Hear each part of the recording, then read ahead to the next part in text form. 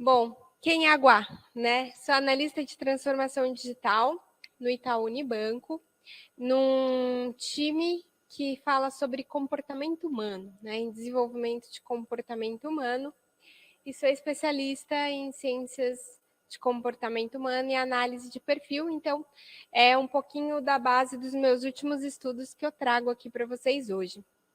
Pode avançar? Vocês fazem ideia de quantas decisões e escolhas a gente faz por dia? Vocês acham que a gente faz mais ou menos? Quem acha que faz mais, levanta a mão, mais de 1000 escolhas. Mais de 1000 decisões. Será que é mais? Mas é mais de 10.000? Não, também não, né? Avança por favor. A gente faz 35.000 escolhas diariamente. E, claro, que boa parte delas não são conscientes, porque senão eu vou falar, Yumi, quais foram as 35.000 decisões que você tomou ontem? Ela provavelmente vai lembrar de umas 20. E se fizer muito esforço, talvez de umas 100. Porque, como a gente vai ver ao decorrer da palestra, 80% disso é inconsciente. Então, não se assustem, se encantem, porque o nosso sistema operacional, o nosso cérebro, ele é muito competente. Pode avançar mais uma? Ele é muito competente. Ele faz essa 95% de escolhas inconscientes justamente para poupar um pouco de energia e que a gente tenha decisões mais rápidas. Porque se a gente tivesse que se tornar consciente de toda e qualquer decisão que a gente toma, a gente não sairia do lugar. Né? Então, aí você fala, mas Guá, que tipo de decisão inconsciente que eu acabo tomando e não lembro? É isso que a gente vai falar hoje. Nosso cérebro, ele é formado por neurônios. E tudo e qualquer comportamento ou atitude ou pensamento que a gente tem é baseado em sinapses, que são a conexão entre estes neurônios.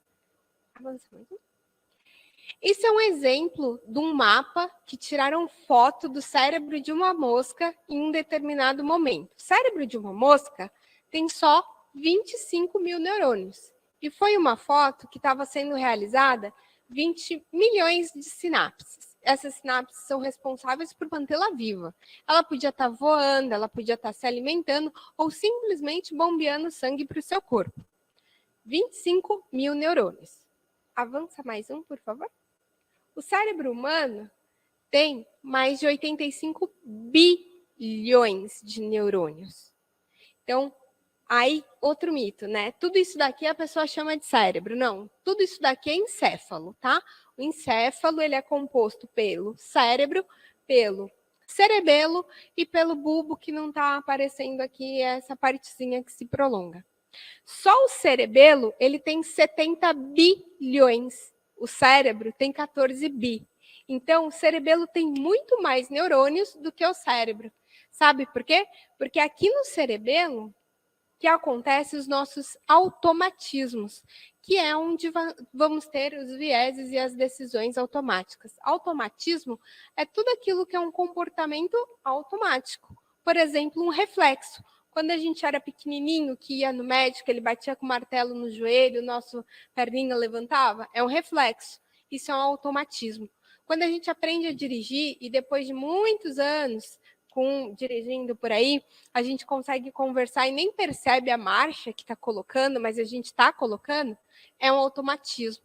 Quando a gente vai tirar a bandeja do forno e a luva não é suficiente, a gente queima e larga, é um automatismo. E tudo isso quem faz é o cerebelo. Mas tem um automatismo que também é muito importante. Avança mais. Pode avançar mais 2 já. Que são as heurísticas, que são regras que o nosso cérebro, nosso cerebelo cria que não passa pelo consciente, tudo que é consciente vai por esta partezinha aqui, que é o córtex pré-frontal. Tudo que não passa pelo córtex pré-frontal não é usando a racionalidade humana. Como é aqui no cerebelo, ele cria algumas regras baseadas nas nossas experiências. Então ele fala, se você já viveu isso, se você já viu isso, geralmente é isso aqui que você vai agir, e ele nos dá a ação. Só que, como um sistema operacional, existem os erros, que são os vieses. Avança mais um. Então, os vieses são erros ou distorções dessas regras, né? Porque não é porque não é consciente que não seja da nossa vontade. Então, o nosso sistema nervoso não faz nada que não seja da nossa vontade, principalmente de maneira inconsciente. Se a gente toma 35 mil decisões por dia, e eu falei que 95% disso é inconsciente, boa parte das decisões são enviesadas, ou seja, contém erros e a gente não sabe. E aí que mora o perigo. Pode avançar mais. O que vai influenciar o grau e qualidade, digamos assim, deste erro, é justamente o nosso sistema de crenças, valores, experiências e contextos. E o ambiente de trabalho híbrido é um contexto, é um cenário. Então, o cenário que a gente vivia no antes da pandemia propiciava experiências diferentes do que um home office, por exemplo, vai propiciar. Então, ele acaba trazendo um mapa de vieses diferentes. Agora, pergunto de novo, quantos vieses vocês acham que existe, né? Que a gente é passível de ter? Mais de 100? Mais de 100 erros? Mais de 100 tipos de erros? Quem acha que é mais? Levanta. Mais que 200? De 35 mil? Também não chega a tanto. A gente tem 360 tipos de vieses mapeados. Isso não quer dizer que não exista mais, que ainda não foi mapeado. Vamos pela lógica, né? Se viés é algo inconsciente, pode ser que quem fez mapeamento lá no estudo também deixou passar alguma coisa, né? Eu conheço os 360? Não, mas eu estou tentando conhecer. Porque é muito interessante quando você vê aonde que você pode cair, né? Seus erros, os buracos que a gente tropeça. Eu falo que viés é igual buraco. Se você não sabe que não tem, você cai. Agora, quando você tem consciência que existe lá uma via esburacada e teu Waze está apontando, você consegue desviar melhor. E eu trouxe 10 vieses que são bem comuns no ambiente híbrido e de home office, e a gente vai ver o porquê. Pode avançar? O efeito grupo. Temos uma tendência humana de nos agruparmos com pessoas que são próximas ou têm alguma proximidade ou alguma afinidade com a gente. Só que o problema, porque só o fato de se aproximar seria um outro viés, e pode ser o viés de proximidade ou o viés da afinidade. Depois que existe a formação do grupo, o problema deste viés é que a gente acaba entendendo que o outro grupo é rival. A gente acaba tendo uma competitividade e favorecendo as pessoas do nosso grupo de maneira, obviamente, inconsciente. E aí, qual que é o problema disso? Pense, quando a gente trabalhava no presencial, era todo mundo ali junto, né? Então, bem ou mal, quando você ia lá na Copa buscar um café, você acabava encontrando outra pessoa, conversando com esta outra pessoa. Diferente do ambiente híbrido, que você acaba imerso dentro dos projetos que você está atuando com aquelas pessoas que fazem parte daquele projeto. Naturalmente, tá aí o erro, você acaba entendendo que o grupo que está tratando um outro projeto que você não tem tanto contato, você não tem tanta proximidade, é como se fosse um rival. E aí você acaba favorecendo as pessoas ali do teu grupo e desfavorecendo as pessoas que não tá. Isso afeta, inclusive, gestão. Segundo viés, efeito Dunning-Kruger, é tipo, eu sou o máximo. Né? É quando você enxerga suas habilidades, suas skills, de uma maneira maior do que realmente ela é. Pode avançar mais? E aí, o que acontece? Qual que é o problema de superestimar uma habilidade? Você não consegue desenvolver, porque você não enxerga que tem um déficit ali. Se você acha que tua habilidade é muito superior da que os outros entendem que ela é, você acaba ficando ali, não desenvolvendo. Muitas vezes funcionários são desligados de empresa, justifica-se o porquê ali da performance que ele foi desligado e a pessoa não consegue acreditar. Fala, eu não tenho este gap. Só que quando era no presencial, de novo, quando você errava muito em determinada habilidade, por exemplo, a pessoa chegava a dar um toque, oh, faz assim, você se conscientizava, ia lá e melhorava aquilo. Como você fica isolado ali na tua rotina e você tem interação com menos pessoas, quando a gente está falando ali do remoto, se essas 3, 4 pessoas que você interage não chega para te dar um feedback e você é receptivo, porque são só 2 ou 3 pessoas falando, você acaba caindo no eu ia falar status quo, mas aí vai confundir com outro viés. Você acaba caindo ali naquele vale, né? E você acaba não se desenvolvendo. Então, acaba afetando, nesse sentido, o efeito Dunning-Kruger. Pode avançar. Viés do status quo. É o que eu falo, eu prefiro evitar a fadiga. É bem o viés do Jaiminho Carteiro. É aquele que está tudo muito bem, está tudo muito gostosinho. Para que eu vou mexer em algo? Para que eu vou mexer num time que está ganhando? Pode avançar. E por que, de novo, o home office ele acaba propiciando muito mais isso? Porque às vezes a gente deixa de buscar ofertas no mercado de trabalho para nossa carreira que vai desenvolver. Por quê? Porque eu já estou acostumada a conectar 10, o pessoal do meu grupo já sabe que eu vou levar meus filhos na escola e depois eu conecto. Para que eu vou correr o risco de buscar uma outra oportunidade onde talvez as pessoas não vão entender isso? Né? Ou já está muito cômodo eu almoçar aqui na cozinha de casa. Ai, hoje tem que ir para a empresa. Não vou não, vou falar que eu não estou bem, né? Vou ficar aqui remoto e você acaba se isolando. Por quê? Tá tudo muito confortável e a zona de conforto não te permite crescer. Efeito dotação é quando você supervaloriza algo que é seu em detrimento ao que é do outro. Fizeram um estudo numa universidade onde dividiram em 2 grupos. Né? Não é feito grupo porque eles não tinham conhecimento ali desse experimento. Num grupo, foi dado uma caneca para as pessoas que pertenciam naquele grupo. Para o outro grupo, deram uma nota de $5 para cada um. Para as pessoas que tinham a caneca, perguntaram para elas, por quanto você venderia essa caneca? Quanto você acha que vale essa caneca? As pessoas falaram de $7 a $8. Para o grupo que recebeu $5, falou, por quanto você compraria aquela caneca? As pessoas falaram em volta de 3, no máximo $3, $4.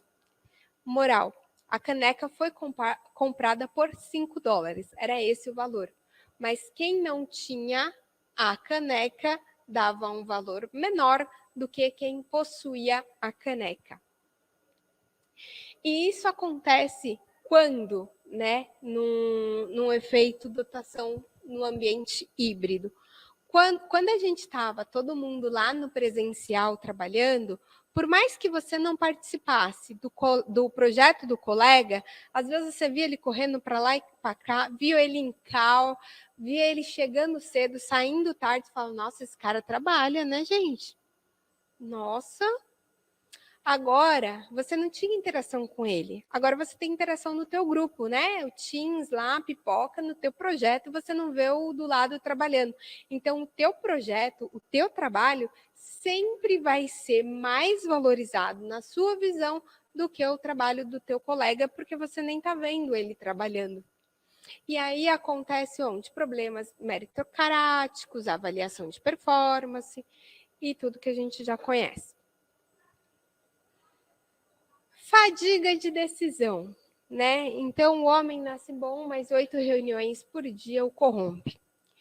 Eu estava conversando com um líder esses dias, ele falou que na agenda de trabalho de 5 dias, de 8 horas de trabalho, tinha 113 invites de reuniões.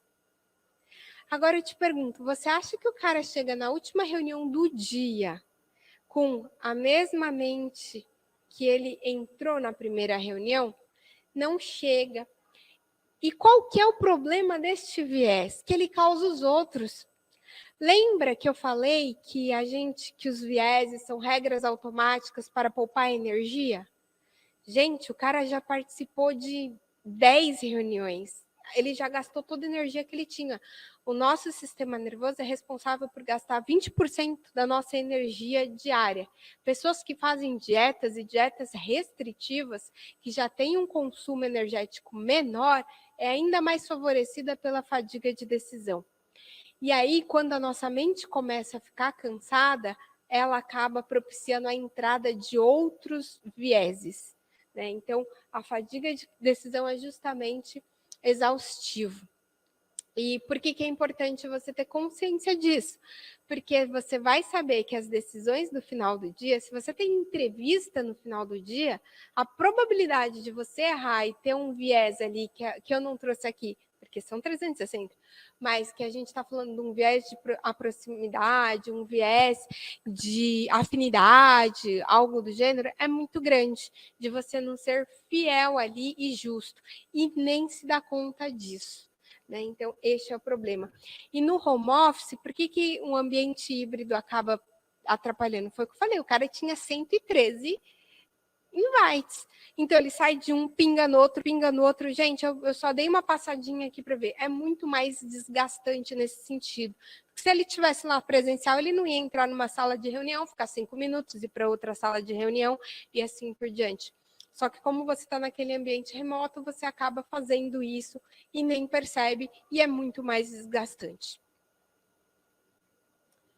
Heurística da disponibilidade, né? Essa cena é quando o Nhonho pergunta para o Chaves qual que é o tamanho do mar. E aí ele fala desse tamanho porque ele viu na televisão, né? Então, a disponibilidade da informação que o Chaves tinha sobre a praia e sobre o mar era do tamanho de uma televisão. E o viés da disponibilidade funciona da mesma forma com a gente. Pode passar. Que é a gente ter julgamentos e decisões baseado na disponibilidade das informações que a gente tem. Por exemplo, eu vim aqui para o TDC e a única trilha que eu vim participar foi a trilha Carreiras. Tem poucas pessoas presencialmente aqui. Se alguém lá fora me perguntar, o TDC é um evento grande? Eu falo, não muito não. No que eu fui tinha poucas pessoas presencial, porque é a disponibilidade de informação que eu tenho. Eu não estou vendo todos vocês que estão ali no remoto. Eu não fui na Stadium ver quantas pessoas que tinha. Eu não vi que tinha salas lá em cima de trilha acontecendo. Eu só vi os estandes e aqui. Então, para mim, é um evento pequeno. Eu estou julgando baseado na disponibilidade de informações. Então, toda vez que você for responder uma pergunta que envolva outros, digamos assim, vale a pena você checar números, checar estatísticas, né? Igual falar assim, qual que é o maior índice de divórcio? Sem checar número, vou falar, eu acho que dos 30 aos 40 anos. Por quê? Meu cérebro está fazendo uma varredura aqui e viu que a maior parte das pessoas que eu tive contato e que se separaram estão entre 30 e 40 anos, o que pode não ser uma verdade. Eu posso buscar lá no Google e trazer uma estatística mesmo dizendo que é acima dos 40 anos. Então, esse é o viés, a heurística de disponibilidade. E no ambiente de remoto, acaba aumentando justamente porque a disponibilidade de informações que eu tenho é limitada, é diante das reuniões que eu participo. Efeito do falso consenso, é o todo mundo ama Nutella, só que a gente esquece que tem o doce de leite e vocês não estão preparados para essa conversa, não é assim que funciona? Então, o viés do efeito do falso consenso é quando a gente começa a responder pelos outros, né? Então, todo mundo ama Nutella, mas tem gente que gosta de doce de leite. Poxa, eu achei que todo mundo amava Nutella. Quando a gente está lá em equipe, né, no presencial, o que acontece? Gente, tudo bem a gente trabalhar 1 hora a mais essa semana para emendar o feriado? Tudo. Tá todo mundo lá, levantei, falei, fechou. Nossa, gente, agora eu vou ter que falar com 10 pessoas, chamar no Teams, eles demoram para responder. Fulaninho eu mando mensagem 9 da manhã, me responde 18 da tarde. Ah, não, todo mundo vai preferir sim trabalhar 1 horinha para emendar ali o feriado.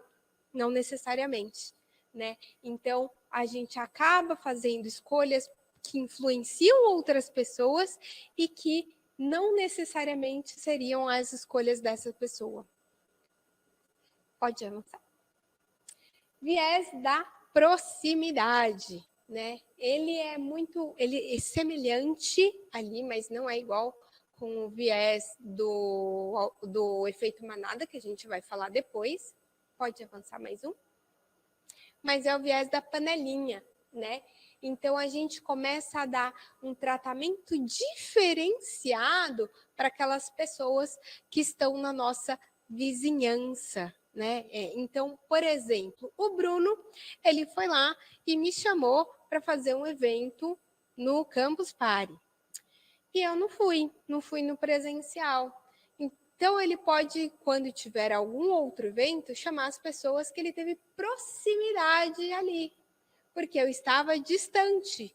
E aí, inconscientemente, ele vai acabar me esquecendo e lembrando de nomes de quem estava próximo dele. Como funciona isso no remoto? A mesma coisa. Chefe foi lá para o escritório. Eu optei por não ir. Mas os analistas, as pessoas que foram ali perto dele, estiveram perto dele, automaticamente, quando vierem oportunidades de trabalho, e ele já estiver cansado, pensa no final do dia, quem vai para essa tarefa? Viés da fadiga já está atuando. Agora vai atacar o quê? O da proximidade. Que é, manda fulano. Foi o primeiro nome que veio na cabeça dele, por estar mais próximo. Pode voltar. E o efeito manada, né? Que é o mais comum nas redes sociais. É aquilo. Todo mundo acaba você acaba seguindo o que todo mundo está fazendo. Então, todo mundo está vendo Stranger Things. Vamos ver. A Netflix apontou ali como o mais assistido. Eu vou assistir. Tem aquelas pessoas que só assistem os mais assistidos na Netflix. E por que acontece o efeito manada? Porque o nosso cérebro, ele acha assim, o nosso cerebelo, né?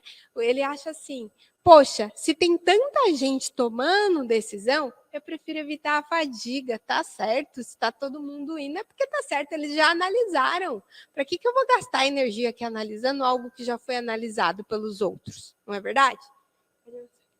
E aí eu acabo seguindo e repetindo a ação de outras pessoas, que não necessariamente vai ser bom para mim, né?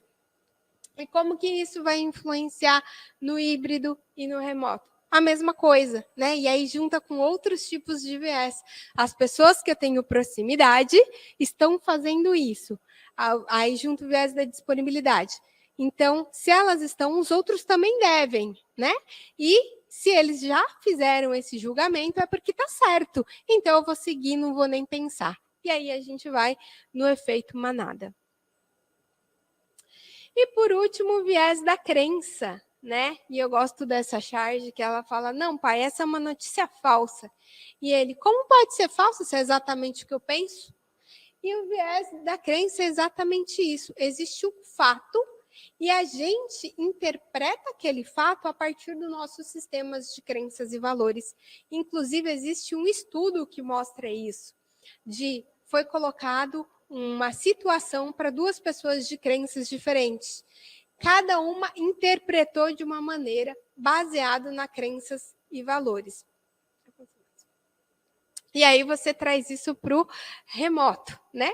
Para o híbrido. E a disponibilidade das informações já é um pouquinho mais reduzido, né? Porque é dentro daquele teu contexto. E aí acontece muito distorções de fala, que é, eu estou no ambiente da minha casa, acabei de brigar com a minha esposa por um determinado tema, que é muito similar ao que o meu coleguinha colocou ali no chat. O que vai acontecer? Eu já vou com os dois pés no peito dele, porque eu estou achando que é a mesma coisa, que ele está fazendo a mesma coisa e depois não era. Daí eu interpretei de acordo com aquele meu cenário, com aquela minha experiência naquele período. Isso, e por que o cérebro ele faz isso? Porque gera uma dissonância cognitiva. Dissonância cognitiva significa você defender algo que você é contra, né? Automaticamente dá bug, porque ele fala, não, como assim você está defendendo algo que eu não estou acreditando aqui? Não, não é isso não. E aí ele acaba corrigindo a percepção de maneira inconsciente a trazer esse julgamento errado para você. Bom, e é isso. Eu quis trazer um pouquinho dos 360, 310 e como que eles impactam, principalmente a gente olhando ali o contexto híbrido.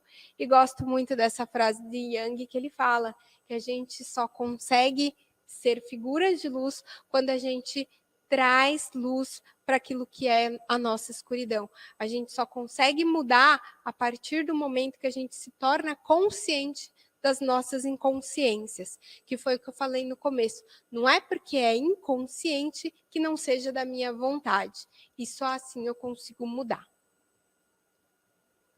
Então, vale se examinar, né, antes de tomar a decisão se está enviesado ou não. É um autoexercício diário. Então, agora eu estou de férias. Quando eu fui sair de férias, eu tive uma reunião no final do dia que eu precisava apresentar lá um resultado, e foi o que eu falei. Eu falei, gente, por favor, confiram, não confiem 100% aqui, porque eu estou cansada. E eu sabia que o viés da fadiga ele ia entrar e eu ia poder acabar esquecendo alguma das proposições que eu coloquei lá. Então, é bastante importante a gente fazer isso, porque a palavra viés virou comum. Todo mundo fala, não, a pessoa está com decisão enviesada, mas não faz ideia de como que o que é o viés. Né? Viés não é olhar. Tem gente que coloca a palavra viés como se fosse um olhar. Então, através do viés de fulano, não é através do olhar do fulano, através das crenças, dos valores, das experiências, ele traz uma percepção que pode estar deturpada sobre aquela realidade. Isso que você quer dizer quando você diz algo enviesado. E aí eu sugiro algumas leituras. Tem um podcast que eu gravei com a Jéssica Ferrari, que a gente fala de vieses comportamentais no sentido organizacional. Esse instituto, e aí sigam blog, Instagram, eles postam muita coisa sobre isso. Esse livro, Viés Inconsciente, ele é sensacional, inclusive ele traz como isso afeta a diversidade nas empresas. O Ruído é um livro que vai falar do sistema rápido e sistema lento, que foi o que eu falei, o sistema consciente do inconsciente. E o previsivelmente racional, ele vai um pouco além dos vieses, e sim como nossas decisões inconscientes afetam nossas escolhas, inclusive econômicas. Pode avançar? O nosso contato não precisa acabar aqui, então fica o QR Code aí com as minhas redes sociais. Podem me procurar e a gente continua batendo um papo aí sobre esse tema que eu adoro. Muito obrigada.